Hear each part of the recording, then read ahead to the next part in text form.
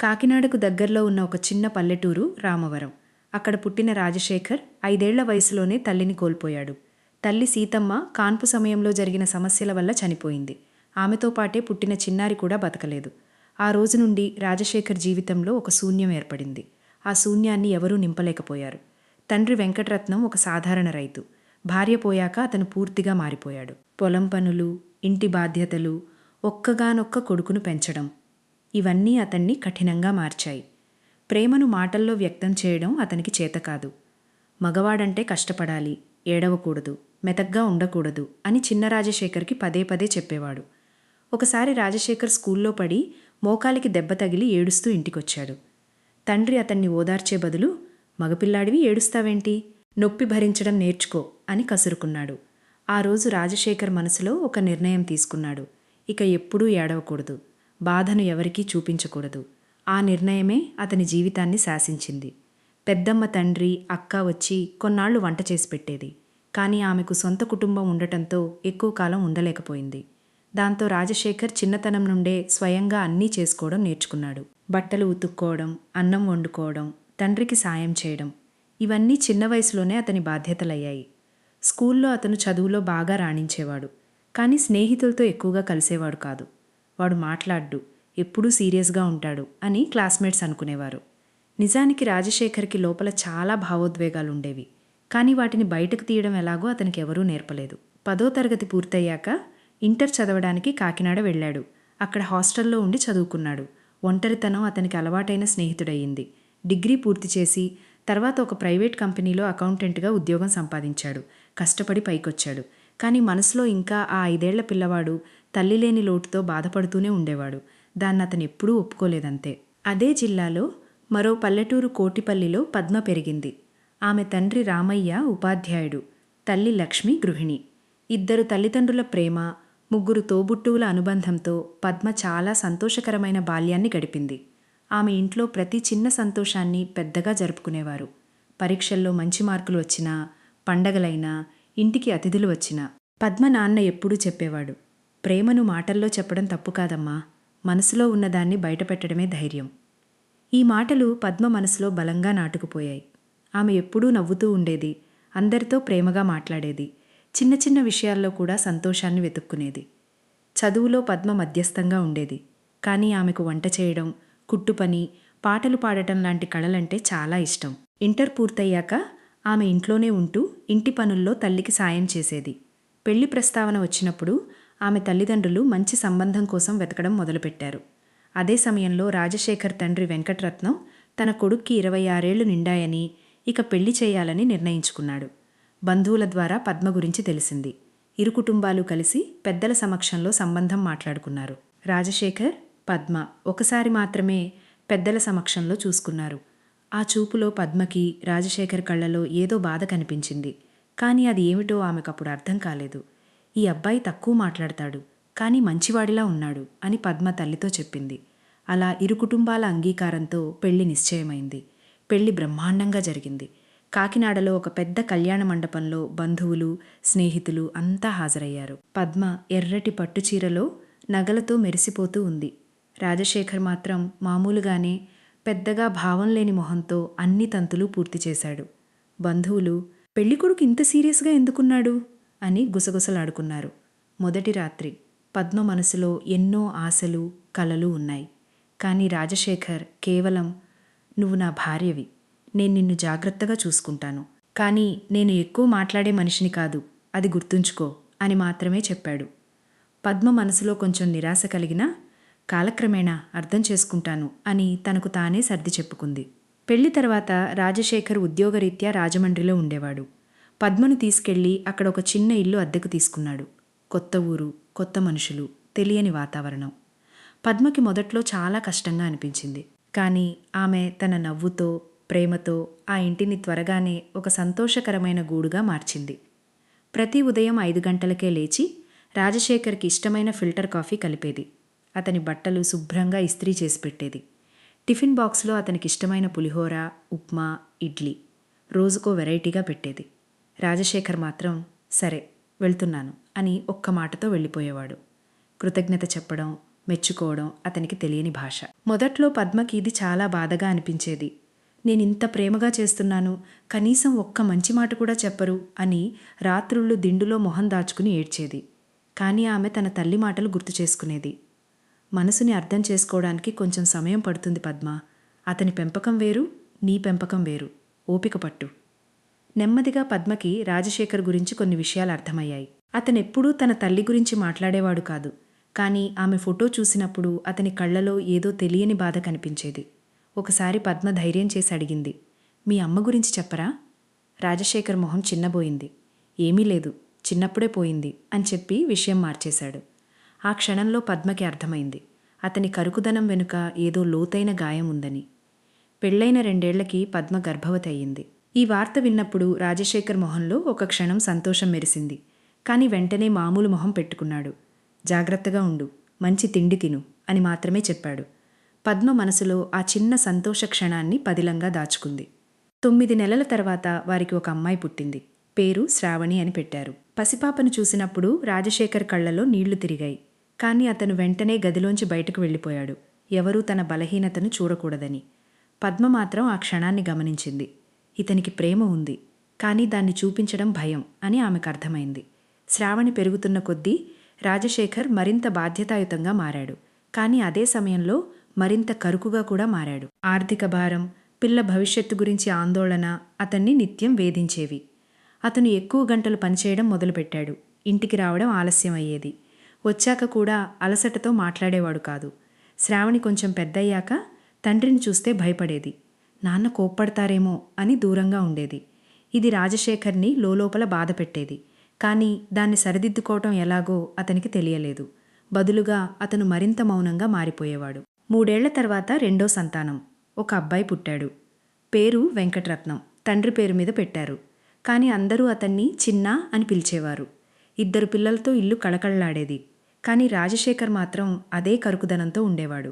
ఒకసారి చిన్నా స్కూల్లో ఫస్ట్ వచ్చాడని ఇంటికి పరిగెత్తుకుంటూ వచ్చి, నాన్నా నేను ఫస్ట్ వచ్చాను అని సంతోషంగా చెప్పాడు. రాజశేఖర్ పేపర్ చదువుతూ తలెత్తకుండానే, మంచిది, ఇంకా బాగా చదువు అని చెప్పాడు. చిన్నా మొహం చిన్నబోయింది.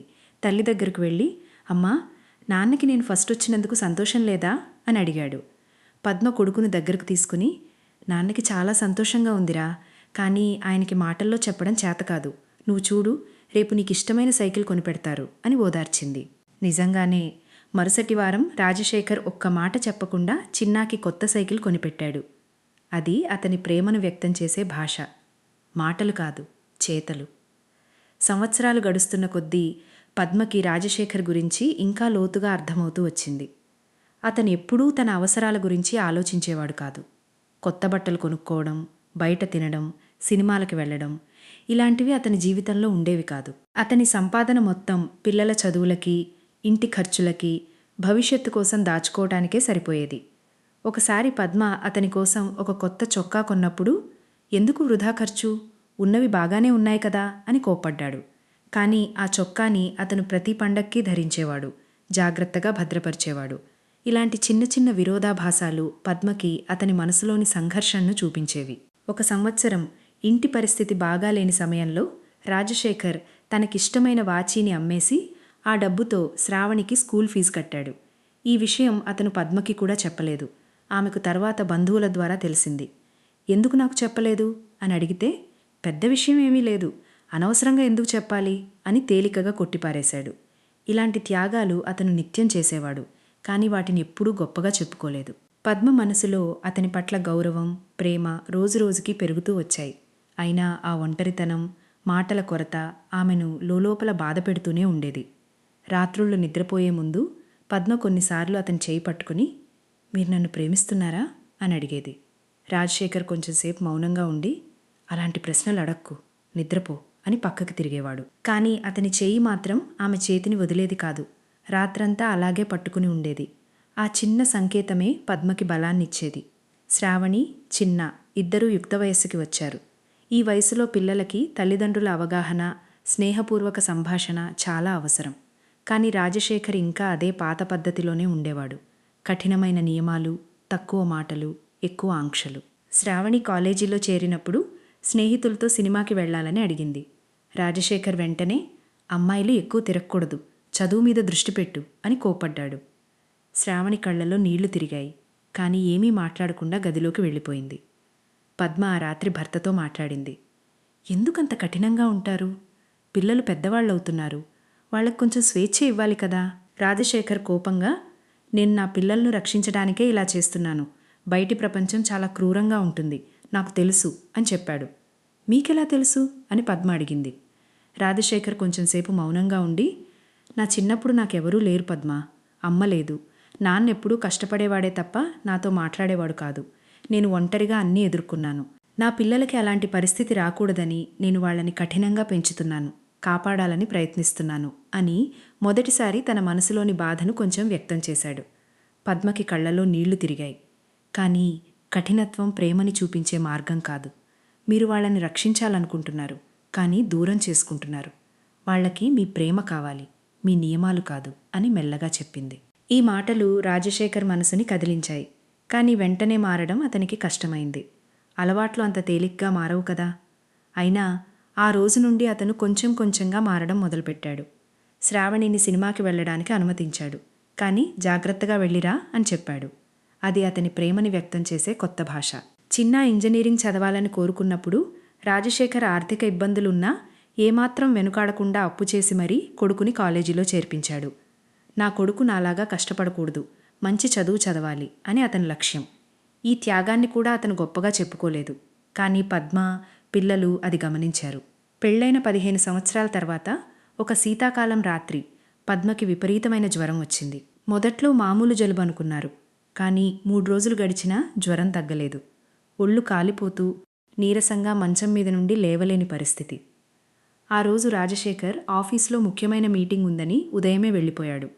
పద్మ ఆరోగ్యం గురించి పెద్దగా పట్టించుకోలేదు.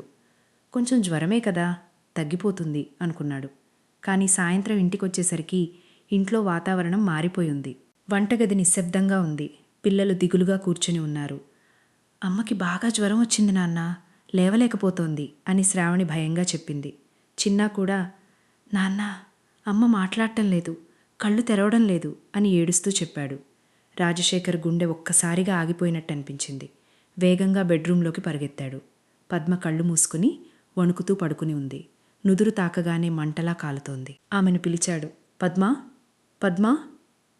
కానీ ఆమె స్పందించలేదు. భయంతో వణుకుతూ రాజశేఖర్ వెంటనే డాక్టర్కి ఫోన్ చేశాడు. కానీ ఆ రాత్రి వర్షం కారణంగా డాక్టర్ రావడానికి సమయం పట్టింది. ఆ నిరీక్షణ సమయం రాజశేఖర్ జీవితంలో అత్యంత భయంకరమైన క్షణాలు. అతను జీవితంలో మొదటిసారి నిజమైన భయాన్ని అనుభవించాడు. తన భార్యను కోల్పోతానేమో అనే భయం. ఆ క్షణాల్లో అతని మనసులో గత 15 సంవత్సరాల జ్ఞాపకాలు తళుక్కుమన్నాయి. పద్మ ప్రతిరోజు ఇష్టంగా కలిపిన కాఫీ, ఇస్త్రీ చేసిన బట్టలు, ఆమె నవ్వు, ఆమె ఓపిక, ఆమె త్యాగాలు అన్నీ ఒక్కసారిగా గుర్తుకొచ్చాయి. నేనెప్పుడూ ఆమెకి కృతజ్ఞత చెప్పలేదు, ప్రేమ అని చెప్పలేదు. ఇప్పుడు ఆమెకేమైనా అయితే నేనెప్పటికీ క్షమించుకోలేను అని అతని మనసు కేకలు వేసింది. డాక్టర్ వచ్చి పరీక్షించి, టైఫాయిడ్ లాగా ఉంది, వెంటనే ఆసుపత్రిలో చేర్చాలి అని చెప్పాడు. రాజశేఖర్ ఆలస్యం చేయకుండా పద్మని తన చేతుల్లో ఎత్తుకుని కారులో ఆసుపత్రికి తీసుకెళ్లాడు. దారి పొడవునా అతని చేతులు వణుకుతూనే ఉన్నాయి. కళ్లలో నీళ్లు ఆగకుండా కారుతున్నాయి. కానీ అతను దృఢంగా ఉండటానికి ప్రయత్నించాడు. ఎందుకంటే పిల్లలు కూడా వెంట ఉన్నారు.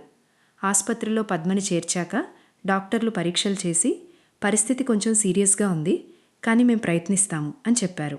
ఆ రాత్రి రాజశేఖర్ ఆసుపత్రి కారిడార్లో కూర్చుని జీవితంలో మొదటిసారి బహిరంగంగా ఏడ్చాడు. పిల్లలు అతన్ని అలా చూసి ఆశ్చర్యపోయారు. వాళ్ళెప్పుడూ తండ్రిని ఏడవడం చూడలేదు. శ్రావణి తండ్రి దగ్గరకు వెళ్ళి భుజం మీద చేయి వేసింది. నాన్నా, అమ్మ బాగవుతుంది, భయపడకండి అని ఓదార్చింది. ఆ క్షణంలో రాజశేఖర్కి తన కూతురితో మొదటిసారి నిజమైన అనుబంధం ఏర్పడినట్టు అనిపించింది. 3 రోజులు పద్మ స్పృహలో లేకుండా ఉంది. రాజశేఖర్ ఆఫీసుకు కూడా వెళ్లకుండా ఆసుపత్రిలోనే ఉండిపోయాడు. ఆమె పక్కన కూర్చుని చేయి పట్టుకుని, పద్మా, నువ్వు లేకపోతే నేనేమీ లేను. నేను నీకెప్పుడూ చెప్పలేదు, కానీ నువ్వు నా జీవితం. దయచేసి లేచిరా, నేను నీకన్నీ చెప్తాను, నా మనసులో ఉన్నదంతా చెప్తాను అని మెల్లగా మాట్లాడేవాడు. ఆమెకి వినిపిస్తుందో లేదో తెలియకపోయినా. 4వ రోజు తెల్లవారుజామున పద్మ మెల్లగా కళ్ళు తెరిచింది. మొదట అస్పష్టంగా చుట్టూ చూసింది. తర్వాత రాజశేఖర్ని చూసింది. అతను ఆమె చేయి పట్టుకుని తలదించి కూర్చుని ఉన్నాడు. కళ్ళు ఎర్రబడి అలసటతో నిండి ఉన్నాయి. ఏమైంది అని పద్మ బలహీనంగా అడిగింది. రాజశేఖర్ తలెత్తి చూశాడు. ఆమె మేల్కొన్నదని చూసి అతని కళ్ళలో నీళ్లు ఆగలేదు. పద్మా, నువ్వు లేచావా అని ఆమె చేతిని గట్టిగా పట్టుకుని తన నుదుటికి ఆనించుకుని బావురుమన్నాడు. పద్మ ఆశ్చర్యంగా చూసింది. ఇన్ని సంవత్సరాలలో ఆమె తన భర్తను ఇలా చూడలేదు. పూర్తిగా బలహీనంగా, భావోద్వేగంతో నిండిపోయి. కొన్ని నిమిషాల మౌనం తర్వాత రాజశేఖర్ మెల్లగా మాట్లాడటం మొదలుపెట్టాడు. అతని గొంతు వణుకుతూనే ఉంది. నేనెప్పుడూ నీకు మంచిగా మాట్లాడలేదు పద్మా. నీ ప్రేమను, నీ త్యాగాలను గుర్తించలేదనుకున్నావా? కాదు, ప్రతీదీ గమనించాను. కానీ మాటల్లో చెప్పడం చేతకాలేదు నాకు. అతను తన బాల్యం గురించి, తల్లిపోయిన సంగతి, తండ్రి కరుకుదనం గురించి, తనలో ఏర్పడిన భయాల గురించి పూర్తిగా చెప్పడం మొదలుపెట్టాడు. ఇన్ని సంవత్సరాలలో మొదటిసారి. నా అమ్మ నన్ను చిన్నప్పుడే వదిలేసి వెళ్ళిపోయింది. నాన్న ప్రేమను ఎప్పుడూ చూపించలేదు. నాకు ప్రేమ అంటే ఏమిటో తెలియకుండానే పెరిగాను. నువ్వు నా జీవితంలోకి వచ్చినప్పుడు నాకు ప్రేమ చూపించడం ఎలాగో తెలియలేదు. భయం వేసింది. మళ్ళీ ఎవరినైనా ప్రేమించి కోల్పోతే అనే భయం. నిన్న రాత్రి నువ్వు స్పృహలో లేనప్పుడు నాకు నా జీవితమంతా కళ్ళ ముందు కదలాడింది. నువ్వు లేకపోతే నేనేమీ లేను అని అర్థమైంది. నా పిల్లలు, నా ఇల్లు, నా జీవితం అన్నీ నువ్వే. నేనిన్ని సంవత్సరాలు నిన్ను నిర్లక్ష్యం చేశాను. కానీ ఇక అలా చేయను. నాకు మాటల్లో చెప్పడం చేతకాకపోయినా ఇప్పటి నుండి ప్రయత్నిస్తాను. పద్మ కళ్ళలో నీళ్లు ధారగా కారాయి. కానీ ఆమె మొహంలో ఒక ప్రశాంతమైన సంతోషం కనిపించింది. నాకు తెలుసు మీరు నన్ను ప్రేమిస్తున్నారని. మీ మాటల్లో కాకపోయినా మీ చేతల్లో నేనది చూశాను. నాకు కావలసినప్పుడు మీరెప్పుడూ నా పక్కనే ఉన్నారు. నా కోసం, పిల్లల కోసం ఎన్నో త్యాగాలు చేశారు. అది చాలు నాకు. కాదు పద్మ, అది చాలదు అని రాజశేఖర్ అన్నాడు. ప్రేమని చూపించడానికి మాటలు కూడా అవసరం. నేనిప్పటి నుండి మారతాను, ప్రయత్నిస్తాను. నీకు, పిల్లలకి నా ప్రేమను మాటల్లో కూడా చెప్తాను.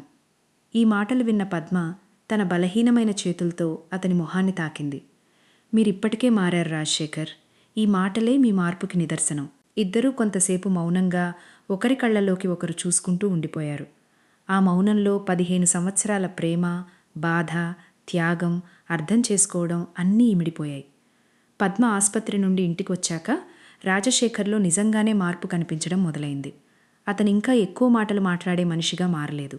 కానీ చిన్న చిన్న సంజ్ఞలు, మాటలు మొదలుపెట్టాడు. ప్రతి ఉదయం పద్మ కాఫీ కలిపి ఇచ్చినప్పుడు థ్యాంక్ యూ అని చెప్పడం మొదలుపెట్టాడు. ఇది చిన్న మాటే అయినా పద్మకి అది చాలా పెద్ద విషయంలా అనిపించింది.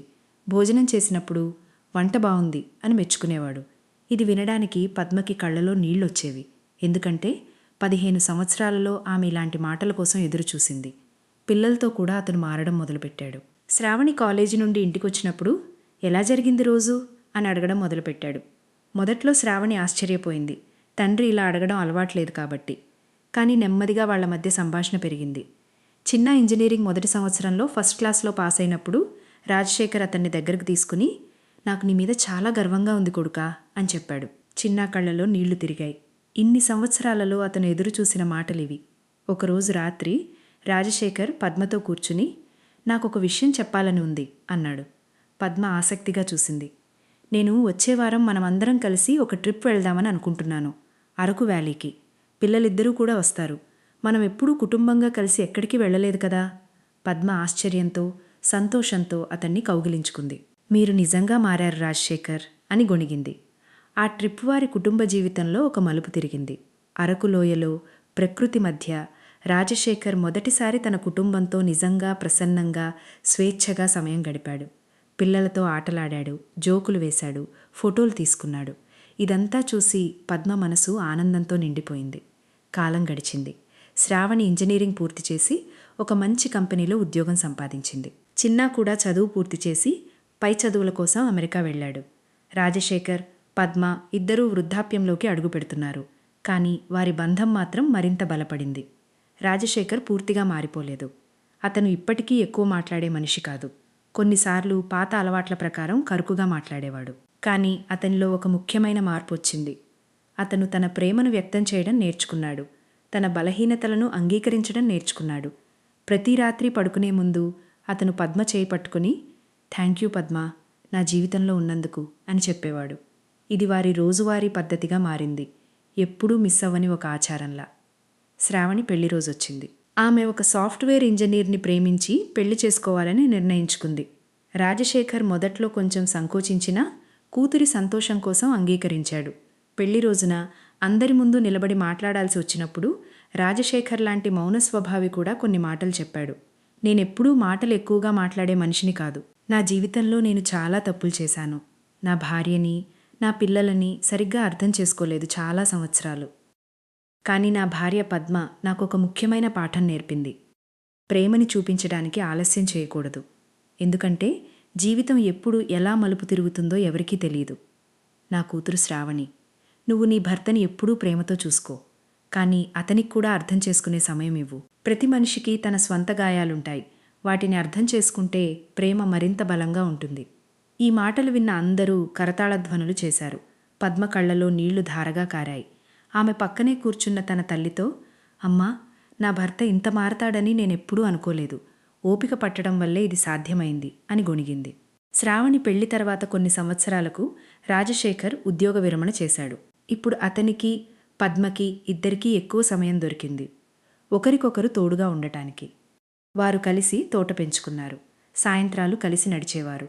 పాత జ్ఞాపకాలను నెమరు వేసుకునేవారు. ఒక సాయంత్రం ఇద్దరూ ఇంటి ముందు వరండాలో కూర్చుని ఉన్నప్పుడు పద్మ నవ్వుతూ అడిగింది, గుర్తుందా? పెళ్ళైన కొత్తలో నేను మీ దగ్గర ప్రేమగా మాట్లాడితే మీరు ముభావంగా ఉండేవారు. రాజశేఖర్ నవ్వుతూ, గుర్తుంది. నాకప్పుడు ప్రేమ అంటే ఏమిటో తెలియదు. నువ్వు నాకు ఓపిగ్గా నేర్పించావు అని చెప్పి ఆమె చేయి పట్టుకున్నాడు. నేను నీకెప్పుడూ కృతజ్ఞతలు చెప్పలేదు పద్మ, నా జీవితాన్ని అర్థవంతం చేసినందుకు. నువ్వు లేకపోతే నేనిప్పటికీ ఆ కరుకు, ఒంటరి మనిషిగానే ఉండేవాణ్ణి. పద్మ అతని భుజం మీద తలవాల్చి, నాకు మీ మౌనంలో కూడా ప్రేమ కనిపించింది రాజశేఖర్. మీరు మాటలు తక్కువ మాట్లాడినా మీ చేతలు ఎప్పుడూ ప్రేమతో నిండి ఉండేవి. మీరు నా కోసం, పిల్లల కోసం చేసిన ప్రతి త్యాగం నాకు తెలుసు. అదే నిజమైన ప్రేమ. వారి మనవళ్ళు, మనవరాళ్ళు ఇంటికి వచ్చినప్పుడు రాజశేఖర్ వాళ్లతో ఆడుకునేవాడు, కథలు చెప్పేవాడు. తన బాల్యంలో తనకు ఎప్పుడూ దొరకని ఆప్యాయతను తన మనవళ్లకివ్వడానికి ప్రయత్నించేవాడు. తాతయ్య ఎంత మంచివారు అని పిల్లలు అనుకునేవారు. రాజశేఖర్ మనసులో అదొక తృప్తి. ఒక రాత్రి పద్మ నిద్రలో ఉండగా రాజశేఖర్ ఆమెను చూస్తూ ఆలోచించాడు. 40 సంవత్సరాల వైవాహిక జీవితం, ఎన్నో ఒడిదుడుకులు, మౌనాలు, అపార్థాలు. కానీ చివరికి ఒక అందమైన ప్రేమ కథగా మారిన వారి బంధం. అతను మనసులో అనుకున్నాడు, ప్రేమ ఎప్పుడూ గొప్ప మాటలలో ఉండదు. అది చిన్న చిన్న చేతల్లో, ఓపికలో, త్యాగాలలో, మౌనంగా పక్కన ఉండటంలో దాగి ఉంటుంది. నా భార్య నాకు ఈ పాఠం నేర్పింది. ఆమె ఓపిక, ఆమె ప్రేమ నా కరుకుదనాన్ని కరిగించి నన్ను మంచి మనిషిగా మార్చింది. పద్మ కూడా నిద్రలేమి రాత్రుల్లో ఒక్కోసారి ఆలోచించేది. నా భర్త మాటలు తక్కువే, కానీ అతని ప్రేమ ఎప్పుడూ మౌనంగా నా చుట్టూ ఉంది. మొదట్లో ఆ మౌనం నన్ను బాధపెట్టింది. కానీ కాలక్రమేణా అర్థమైంది, కొందరి ప్రేమ మాటల్లో కాదు, చేతల్లో, త్యాగాలలో, నిశ్శబ్ద తోడులో ఉంటుందని. నా ఓపిక, నా ప్రేమ వృధా పోలేదు. అది నెమ్మదిగా అతని మనసులోని మంచుని కరిగించింది. వారి కథ నేర్పే పాఠం ఇదే. ప్రేమ ఎప్పుడూ ఒకేలా వ్యక్తం కాదు. కొందరు మాటలతో ప్రేమని చూపిస్తారు, కొందరు మౌనంగా, చేతలతో చూపిస్తారు. అర్థం చేసుకోవడం, ఓపిక పట్టడం, ఒకరి గాయాలను గౌరవించడం, ఇవే ఏ బంధాన్నైనా బలపరుస్తాయి. కఠినత్వం వెనుక దాగిన ప్రేమని గుర్తించగలిగే హృదయమే నిజమైన ప్రేమను జీవితాంతం నిలబెట్టగలదు.